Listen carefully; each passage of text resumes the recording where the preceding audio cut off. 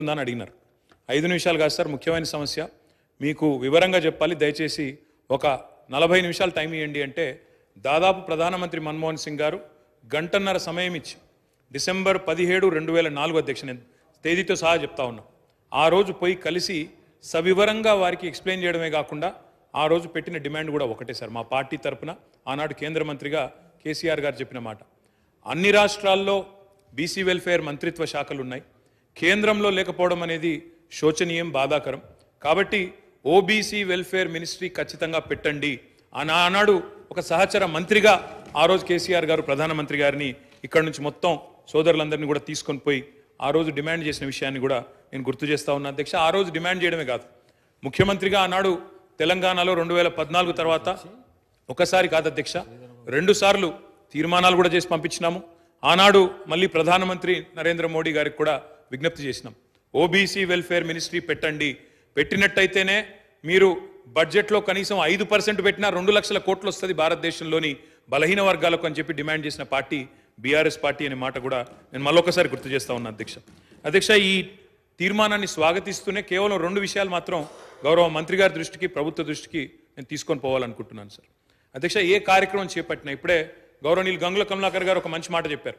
బీహార్లో ఈ ప్రయత్నం చేసినారు, అక్కడ జనరల్ అడ్మినిస్ట్రేషన్ డిపార్ట్మెంట్ ద్వారా, జీఏడీ ద్వారా అక్కడ ఈ కార్యక్రమాన్ని వారు ప్రయత్నం కూడా చేసినారు. ఆనాడు జేడీయూ కాంగ్రెస్ పొత్తులో ఉండే అనుకుంటా, అక్కడ ప్రయత్నం ఆర్జేడీ పొత్తులో ప్రయత్నం చేసినారు. కానీ దురదృష్టవశాత్తు న్యాయపరమైన చిక్కులు రావడం వల్ల మొత్తం ప్రక్రియ ఆగిపోయింది. 500 కోట్లు బడ్జెట్లో పెట్టినప్పటికీ మొత్తం కార్యక్రమానికే విఘాతం కలిగి ఈరోజు ఎటు కాకుండా త్రిశంకు స్వర్గంలో వేలాడుతూ ఉన్నది. కాబట్టి నా విజ్ఞప్తి, మా అందరి విజ్ఞప్తి, మా పార్టీ తరఫున కూడా ప్రభుత్వానికి నేను చేసే విజ్ఞప్తి అధ్యక్ష, ఈ కార్యక్రమం ఫలవంతం కావాలి అంటే మీరు తదుపరి మీరు చెప్పిన బీసీ డిక్లరేషన్లోని ఆ అంశాలన్నీ కూడా అమలు కావాలని మనస్ఫూర్తిగా ఆశిస్తూ, ఆకాంక్షిస్తూ, ఇది ఫలవంతం కావాలి అంటే ఒక పని చేయాలి అధ్యక్ష. దయచేసి శాసనసభను పొడిగించండి, ఇంకా 2 రోజులు పొడిగించండి, బిల్లు ప్రవేశపెట్టండి. చట్టబద్ధత ఉంటేనే ఈ కార్యక్రమం ఫలవంతం అవుతుంది తప్ప లేకపోతే విఫలం అవుతుంది సార్.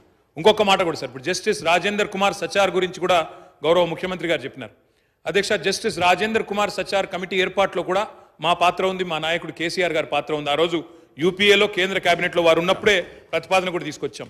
ఇప్పుడు ఎందుకు చెప్తా ఉన్నా ఈ మాట అంటే జ్యుడిషియల్ శాంక్టిటీ కానీ అధ్యక్ష, ఒక్క నిమిషం మీరు చెప్పాలి, చెప్పింది దానికి మొత్తం అధ్యక్ష చెప్పండి సార్, చాలా చెప్పండి అధ్యక్ష.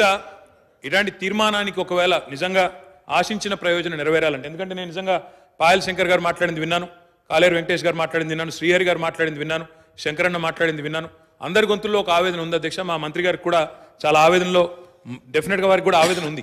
ఈ సెక్షన్కి లాభం జరగాలి, ముఖ్యంగా బలహీన వర్గాలకు లాభం జరగాలి, బీసీలకు లాభం జరగాలనే ఆకాంక్ష స్పష్టంగా పార్టీలకు అతీతంగా అందరిలో ఉంది.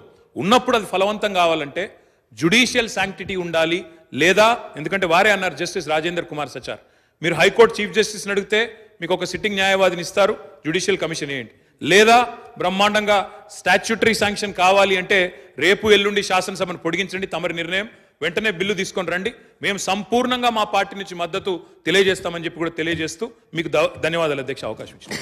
మినిస్టర్ గారు సార్, గౌరవ సభ్యులు గంగుల కమలాకర్ గారు, బీర్ల